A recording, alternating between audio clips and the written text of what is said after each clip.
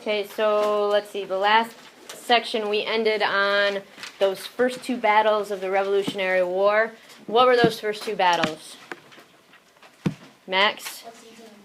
Lexington and Concord. When they were heading to Lexington, they arrive, the British arrive, and what happens in Lexington? Tell me what happens in Lexington. Someone other than Max? Sabby? What? The British don't retreat in Lexington, no? Brennan? The colonists fought the British, but they lost. Colonists did a little bit of fighting, a small little skirmish, and then they lost. And then the British continued on to Concord, and what happened in Concord? Katie? They were met by 7,000 troops. 4,000. Oh, 4,000, sorry. It's okay. And they were forced to retreat. Very good. So they were met by 4,000 troops, and they forced the British to retreat. So in Lexington, the British won. In Concord, the colonists won. Okay. So that starts the Revolutionary War. And for another year or so, we're going to continue some fighting before we actually get that Declaration of Independence laid out. Right? So I have a warm-up for you that goes with one of the specific battles. It's actually going to use that drawing, or it's actually a painting on 177. So the question has you look at that painting on the bottom of 177, and based on the artist's view, that's his view, who do you think won the Battle of Bunker Hill? And give me a reason why. Why do you think that by looking at the picture? And then, number two, what information about both armies can you learn from studying that painting?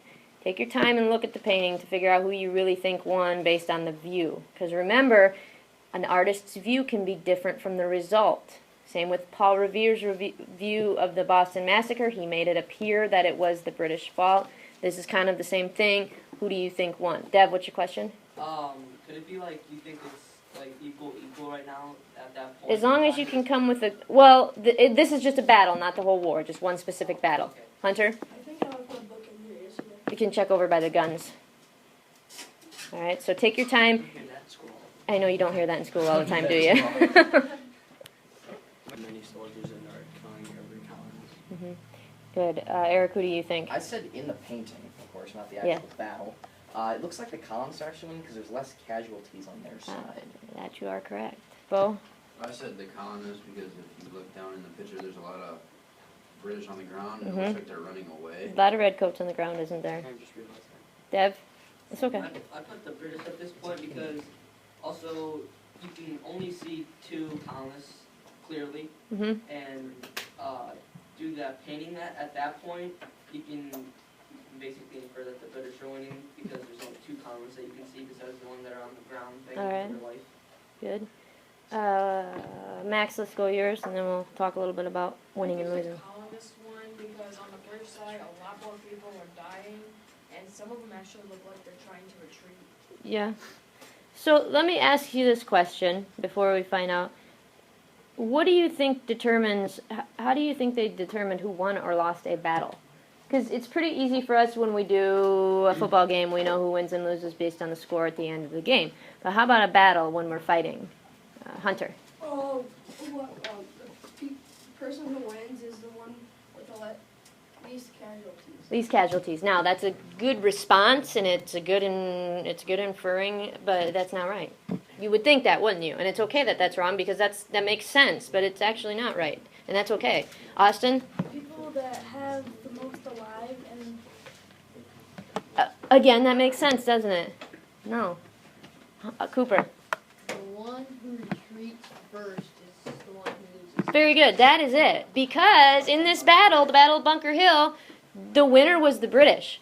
The British won, but they had a lot more casualties than the colonists. So you would think that the colonists should have won because there were more British dead. But the British forced the colonists, they kept fighting, and they forced the colonists to retreat. Meaning they held their ground, and they win. Brennan? Wouldn't it be the team who won? Wouldn't it just be until the other team died? Well, they don't keep going. They don't fight completely to the death, like Greeks, I guess. They try to, because they're going to retreat and get the heck out of there. So they don't fight to the complete death. So the British actually had 1,000 killed or wounded compared to the colonists' 400.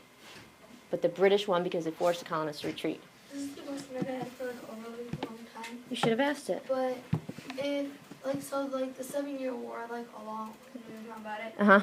if it, like, it goes 7 years straight, or do they, like, stop at night and then fight again? Most of the time in this period of the years, fighting wasn't done at nighttime. They stopped. And that was it.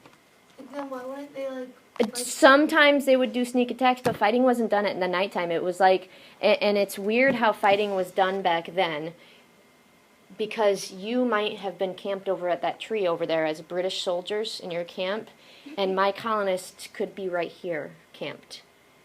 And when we get to the Civil War, the same thing is going to happen, except for Union Confederate. I'm going to say, hey, Abby, you want to trade some cards for some coffee? Oh, we're enemies.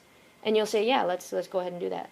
Or we might play a baseball game, but they're fighting. It's so weird how war was then. Today, I ain't like that. We dropped bombs and we were flying in the nighttime. We were getting it done. But back then, fighting was different. And fighting was, Brennan's there and I'm here. This is how close we were to fighting. We marched up here. Today, we sneak attack with the planes and super quiet and. But back then, they marched up until they could get us close. Why do you think? Why do you think that? Think about why they would be so close. Lindsay? The weapons weren't as strong. The weapons weren't as strong. My musket back in the 1700s is going to fire only a mile or less, and it's not very accurate. So if I'm trying to aim at that white car over there by the Spring Garden, I know way in the world I'm going to hit it because it's in my distance, but my gun is not accurate. Now, as soon as I start getting closer to Brennan, he's dead.